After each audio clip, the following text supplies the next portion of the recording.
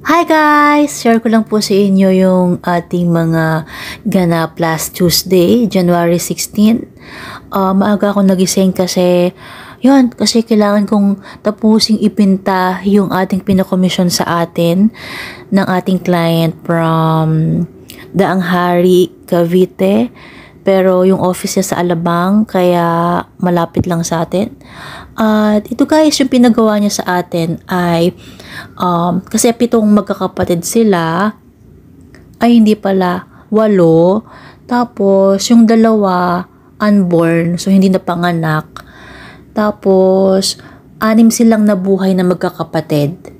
Kaya, 6 na birds, tapos yung eggs ay 2. And ito ay 12 by 18 inches na canson paper. And sabi niya, ang gamitin kong kulay ay, light lang. And then, yung background natin ay light teal. Ayun. And sa isang pugad, may 2 eggs. Tapos, 2 girl, isang gay. Tapos, 2 lalaki at isa naman na parang special child. Ayun. So, napagpasyahan ko na siya, yung malapit sa pugad, yung nasa taas, yung ating client. Tapos yung katabi niya, yung special child na kapatid niya. And then yung sumunod na birds na blue sa baba, yung isang kapatid niyang lalaki. Sumunod naman yung gay, yung medyo mapink-pink na merong yellow-yellow. And then next naman yung yellow and blue, yun naman yung isa pang lalaki na kapatid. Then yung next na pink na bird ay yun yung isang babae na kapatid niya. So, ayun. Siguro 1 week before ko gawin yung artwork na to, kasi marami pa tayong tinatapos na art pieces, pero kailangan kong magawa or matapos itong art piece na to bago ako umalis ng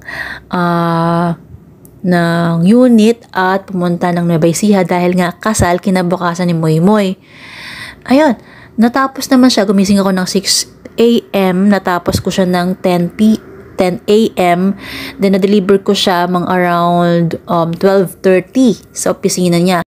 Around 2:30 p.m. daw kasi nasa e-service road siya. So meron siyang parang clinic na pupuntahan, ganon. So gusto niya akong i-meet ng personal, pero kailangan ko na kasi makaalis around 1 p.m. dahil nga, ayun, kasal na nga ni Moy Moy kinabukasan, so baka malita akong umuwi.